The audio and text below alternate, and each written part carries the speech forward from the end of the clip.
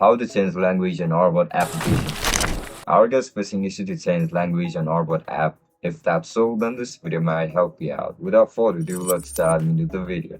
To change language in ORBOT app, first of all, open ORBOT application on your mobile device. If you don't know how to download it, then make sure to check out our guide on how to do it. So once you open the app, you'll be forwarded to this interface. Just simply look at the right bottom of the screen where you can see this three dot icon. Just simply tap on it.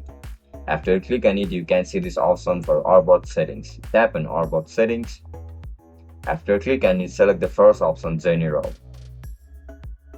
Once you click on General, you can see this option for language. Tap on Language. Now, here you can see multiple languages. Over here, just simply select your tongue, mother tongue. For example, if you want to change it to DAWS, just simply select DAWS. Your app will get refreshed in order to change the language. And that's it, guys. That's how we're going to change your language on ORBOT application. If you guys found this video helpful, don't forget to like, share, and subscribe to our channel. Bye bye.